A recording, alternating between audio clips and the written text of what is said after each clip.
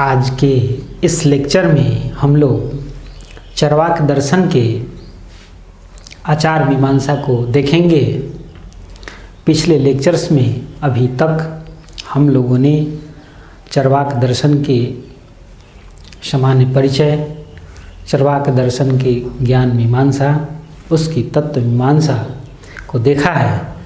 इस लेक्चर में हम लोग चरवाक दर्शन के आचार मीमांसीय अवधारणा पर विचार करेंगे।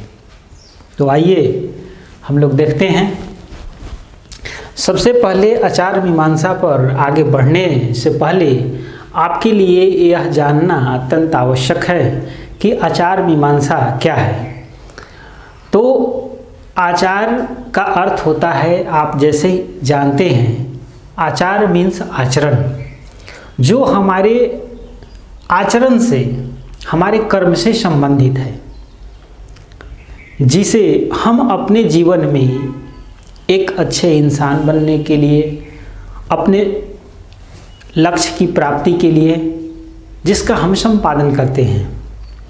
तो आचार मीमांसा दार्शनिक दृष्टिकोण से एक आदर्श जीवन पद्धति की क्या है, खोज है। एक आदर्श जीवन शैली की खोज है जिससे मानव जीवन की सार्थकता सिद्ध हो सके, मानव जीवन का सर्वांगीण विकास हो सके। यही कारण है कि भारतीय संस्कृति की जो आचार मीमांसीय अवधारणा है उसके अंतर्गत 4 पुरुषार्थों को स्वीकार किया गया है, जिसे धर्म, अर्थ, काम और मोक्ष के रूप में संज्ञा प्रदान की गई है। अब चरवाक दर्शन जो है, आप समझ चुके हैं कि यह प्रत्यक्षवादी दर्शन है। प्रत्यक्षवादी होने के कारण तात्विक दृष्टि से भौतिकवादी है। यही कारण है कि भौतिकवादी होने के कारण यह अभौतिक जो तत्व हैं, जैसे आत्मा, ईश्वर, कर्म नियम और पुनर्जन्म आदि की क्या करता है, खंडन करता है, आदि की अवहेलना करता है। यही कारण है कि भारतीय जो संस्कृति के 4 पुरुषार्थों की अवधारणा है, आचार मीमांसीय अवधारणा के अंतर्गत, उनमें चरवाक दर्शन सिर्फ अर्थ और काम को स्वीकार करता है। अर्थ और काम को स्वीकार करता है और अर्थ को भी काम जो पुरुषार्थ है उसके साधन के रूप में स्वीकार करता है। अर्थात चरवाक दृष्टिकोण के अनुसार, चरवाक दर्शन के अनुसार काम ही एक और एकमात्र पुरुषार्थ है। काम एक व पुरुषार्थ, काम ही एकमात्र पुरुषार्थ है। तो आइए हम लोग विस्तृत रूप से इस पर विचार करते हैं। भौतिकवादी होने के कारण आत्मा, ईश्वर, कर्म नियम, पुनर्जन्म आदि को क्या करता है, चरवाक दर्शन अस्वीकार करता है। अस्वीकार करने के कारण आपको स्पष्ट हो गया कि जो धर्म पुरुषार्थ है, चरवाक दर्शन इसको क्या कर देता है, अस्वीकार कर देता है। धर्म पुरुषार्थ है क्या? तो धर्म को परिभाषित करते हुए कहा जाता है धार्यति इति धर्मः, जिसे हम अपने जीवन में धारण करते हैं और वो हमें क्या करता है, जीवन में उन्नति और प्रगति में सहायक बनता है, उसे धर्म कहते हैं। धर्म को परिभाषित करते हुए कहा गया है धर्मो रक्षति रक्षितः, अर्थात जो व्यक्ति धर्म की रक्षा करता है वह व्यक्ति की रक्षा करता है। अर्थात धर्म वह तत्व है जिसे हम अपने जीवन में धारण करते हैं और जिसे धारण करने से हमारे जीवन की उन्नति और प्रगति होती है। इसीलिए मनुस्मृति में धर्म के 10 लक्षणों को स्पष्ट करते हुए कहा गया है, धृति क्षमा दमो स्तेयम शौच इंद्रिय निग्रह धी विद्या सत्यम अक्रोधो दशकम धर्म लक्षणम। अर्थात धृति क्षमा दम स्तेय आदि के रूप में मनुस्मृति में धर्म के 10 लक्षणों को, अर्थात जो धर्म के मूल जो 10 तत्व हैं, सद्गुण हैं, उनको बताया गया है। जिनको धारण करते हैं तो आपका जीवन नैतिक रूप से, धार्मिक रूप से संपन्न हो सकता है। तो धर्म को मूलतः जो 2 भागों में बांटा जाता है, एक वेद के अनुकूल और दूसरा क्या है, इसके विपरीत, अर्थात वेद के प्रतिकूल, अर्थात अधर्म। तो धर्म जो वेद के अनुकूल कर्म हैं उसे धर्म कहते हैं, और जो वेद के प्रतिकूल है वह क्या है, अधर्म है। धर्म अर्थात पुण्य और अधर्म अर्थात पाप। तो धर्म के जो पुरुषार्थ है उसके अंतर्गत ये अवधारणा है कि शुभ कर्म करते हैं तो हमें शुभ फल मिलता है, पुण्य मिलता है। अशुभ कर्म करते हैं, अधर्म करते हैं तो पाप होता है और उससे हमें नरक की प्राप्ति होती है, और यदि पुण्य कर्म करेंगे तो स्वर्ग की प्राप्ति होती है। तो चरवाक दर्शन के संदर्भ में यदि देखें तो चरवाक दर्शन अभौतिक तत्वों का, अभौतिक लोकों का क्या करता है, खंडन करता है। इसलिए धर्म पुरुषार्थ को अस्वीकार करता है। अब देखिए अर्थ पुरुषार्थ। अर्थ का अर्थ होता है भौतिक संपत्ति, भौतिक संपत्ति, आजीविका का साधन, भौतिक समृद्धि, ऐश्वर्य, जिससे आप भौतिक सुख प्राप्त कर सकते हैं।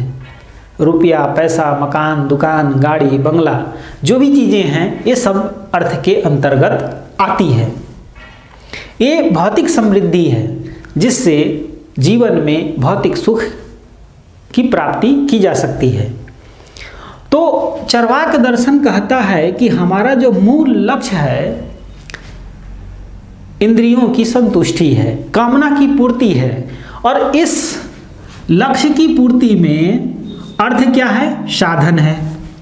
इसलिए साधन के रूप में अर्थ पुरुषार्थ को चरवाक दर्शन स्वीकार करता है। अर्थ को चरवाक दर्शन साधन के रूप में स्वीकार करता है, लेकिन इसका साध्य क्या है, साध्य है, अल्टीमेट साध्य क्या है, काम पुरुषार्थ है। चरवाक दर्शन कहता है काम एकैव पुरुषार्थः, अर्थात काम ही एक और एकमात्र क्या है, जीवन का पुरुषार्थ है, एक और एकमात्र क्या है, जीवन का लक्ष्य है। तो आप इस मामले में बिल्कुल स्पष्ट रहेंगे कि अर्थ को चरवाक दर्शन साधन के रूप में स्वीकार करता है। साध्य क्या है, काम है, इंद्रिय तृप्ति है। तो काम के संदर्भ में काम क्या है, कामना की पूर्ति, इंद्रिय संतुष्टि। इसलिए काम के संदर्भ में जो चरवाक दर्शन है, भौतिक सुख इसका क्या है, लक्ष्य है, इंद्रिय सुख पर पूर्णतः क्या है, केंद्रित है। अर्थात काम से तात्पर्य चार्वाक दर्शन के लिए स्वर्ग की प्राप्ति नहीं है, ईश्वर की प्राप्ति नहीं है। काम से तात्पर्य क्या है, भौतिक सुख, इंद्रिय सुख, विषय भोगों की प्राप्ति है। इसलिए जो चरवाक दर्शन का काम पुरुषार्थ है पूर्णतः स्वार्थ मूलक और व्यक्तिगत है। स्वार्थ मूलक इसलिए क्योंकि चरवाक दर्शन कहता है कि यावत जीवेत सुखम जीवेत ऋणम कृत्वा घृतम पिबेत, अर्थात जब तक जियो सुख से जियो। इसके लिए यदि कर्ज भी लेना पड़े, ऋण भी लेना पड़े तो संकोच मत करो। इसलिए स्वार्थ सिद्धि चाहे किसी भी प्रकार हो, चरवाक दर्शन के अनुसार स्वार्थ सिद्धि क्या है, परम प्रयोजन है। तो इसीलिए इसका जो सुखवाद है ये बिल्कुल ही स्वार्थ मूलक है। अपना स्वार्थ सिद्ध होना चाहिए, चाहे उसके लिए कर्ज लेना पड़े, चाहे उसके लिए दूसरों को नुकसान हो, उससे कोई फर्क नहीं पड़ता है। इसके बाद है इसका जो काम है वो पूर्णतः वर्तमान सुख पे आधारित है। चरवाक दर्शन कहता है कि कल हमको हंस मिलेगा, उसके लिए आज हम बगुले को छोड़ नहीं सकते हैं। इसीलिए ये पूर्णतः वर्तमान सुखवादी है। जैसे बाकी दर्शन हमको उच्च स्तर का सुख मिले, आने वाला समय हमारा सुखमय हो, इसके लिए वर्तमान में कष्ट सहने पर भी बल देते हैं। लेकिन चरवाक दर्शन ऐसा नहीं कहता है। चरवाक दर्शन कहता है कि कल जो है तुमको उच्च स्तर का सुख मिलेगा, उसके लिए आज तप मत करो, साधना मत करो, आज का जीवन जिस प्रकार हो सके सुखी बनाओ, आनंद सुख की प्राप्ति करो। इसलिए वर्तमान सुख तक क्या है, सीमित है, और ये जितना हो सके अधिक मात्रा में प्राप्त करो। तो इसलिए जो काम सुख है, काम पुरुषार्थ है, चरवाक का क्या है, मात्रात्मक है। यह मात्रा में अधिक होना चाहिए, गुणात्मक नहीं है। इसलिए जो काम पुरुषार्थ के संदर्भ में भारतीय दर्शन की अवधारणा है और चरवाक दर्शन की अवधारणा है, दोनों में आकाश पाताल का अंतर है। यह बात आपको समझना अत्यंत ही आवश्यक है। जो भारतीय दर्शन है वो उसका जो काम पुरुषार्थ की अवधारणा है वो उसमें एक संयम है, उसमें एक अनुशासन है, उसमें क्या है, जो अभौतिक जगत है, जो गुणात्मक सुख है, उसका भी समावेश है। उसमें इंद्रिय संयम की बात कही गई है, एक अनुशासन की बात कही गई है। आज कल हमको एक उच्च स्तर का सुख मिल सकता है, उसके लिए आज हमको यदि कष्ट भी सहना पड़े तो उसकी बात को स्वीकार किया गया है। लेकिन चरवाक दर्शन में ऐसा नहीं है। चरवाक दर्शन पूर्णतः वर्तमान सुख की, मात्रात्मक सुख की और स्वार्थमूलक सुख की, व्यक्तिगत सुख की बात करता है। इसलिए जो चरवाक का जो सुखवाद है, इसमें दो धाराएं हमको मिलती है। एक तो नैतिक सुखवादी है, कुछ विचारक हैं जैसे वात्स्यायन वगैरह, जो यह कहते हैं कि हमें सुख हमारा परम लक्ष्य है, इसमें कोई संदेह नहीं है, लेकिन दूसरों को नुकसान पहुंचाए बिना हमको अधिक से अधिक सुख प्राप्त करना चाहिए। ये नैतिक सुखवादी विचारक मानते हैं। जबकि जो निकृष्ट सुखवादी हैं वो मानते हैं कि हमारा अधिकतम सुख परम लक्ष्य है, चाहे इसके लिए दूसरों को नुकसान हो। लेकिन निकृष्ट सुखवाद में अपना स्वार्थ की सिद्धि को परम प्रयोजन के रूप में स्वीकार किया गया है। अपना स्वार्थ सिद्ध होना चाहिए, चाहे एन केन प्रकारेण जिस प्रकार हो। तो इस तरीके से काम ही एक और एकमात्र साध्य रूप पुरुषार्थ के रूप में चरवाक दर्शन स्वीकार करता है। अब मोक्ष पुरुषार्थ है, तो मोक्ष पुरुषार्थ को भी चूंकि आत्मा की ही अवधारणा को अस्वीकार करता है, आत्मा की अभौतिक सत्ता को अस्वीकार करता है, इसलिए जब आत्मा का ही अस्तित्व नहीं है तो चरवाक दर्शन के अनुसार मोक्ष की बात करना ही क्या है, असंगत है, निराधार है। इसलिए मोक्ष को क्या करता है, चरवाक दर्शन अस्वीकार करता है। चरवाक दर्शन कहता है कि मरण मेवा अपवर्गः, यानी कि जो मृत्यु है वही मोक्ष है, क्योंकि जब तक यह शरीर है तब तक कुछ न कुछ परिस्थिति बस दुख मिलता ही रहता है, इसलिए मृत्यु ही मोक्ष है और आत्मा की अवधारणा है नहीं।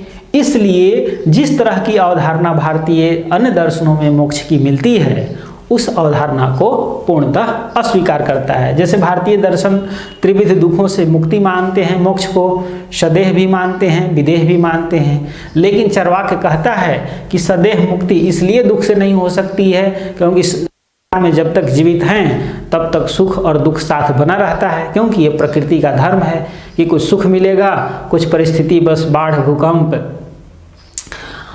हानि, लाभ, जय पराजय से दुख भी मिलेगा। तो इसलिए सदेह मुक्ति की अवधारणा समाप्त हो गई और आत्मा की चूंकि अमरता स्वीकार्य नहीं है, आत्मा का अस्तित्व स्वीकार्य नहीं है, पुनर्जन्म स्वीकार्य नहीं है, तो विदेह जो मुक्ति है वो भी स्वीकार नहीं होगी। तो इस तरह से जो मोक्ष की पूर्णतः जो अवधारणा है, पूर्णतः जो मोक्ष का जो पुरुषार्थ है वो पूर्णतः क्या करता है, चरवाक दर्शन अस्वीकार करता है और मृत्यु को ही मोक्ष के रूप में स्वीकार करता है। इस तरीके से आपने यहाँ पर देखा कि चरवाक दर्शन धर्म और मोक्ष को पुरुषार्थ के रूप में अस्वीकार करता है और सिर्फ अर्थ और काम को स्वीकार करता है, और अर्थ और काम में भी काम को ही एकमात्र परम पुरुषार्थ के रूप में स्वीकार करता है। काम इस क्या है, साध्य है, अर्थ इसका साधन है। तो अर्थ को साधन के रूप में, काम को साध्य के रूप में स्वीकार करते हुए अत्याधिक भौतिक सुख की प्राप्ति को ही अपने जीवन का परम लक्ष्य मानता है और इस आधार पर अपनी सुखवादी आचार मीमांसा की स्थापना करता है। तो इस प्रकार हम लोगों ने आज के इस लेक्चर में चरवाक दर्शन के आचार मीमांसीय अवधारणा को देखा। आशा करता हूँ कि आप लोगों को यह लेक्चर पूर्णतः समझ में आ गया होगा। यदि किन्हीं भी विषय पर आप में से किन्हीं को भी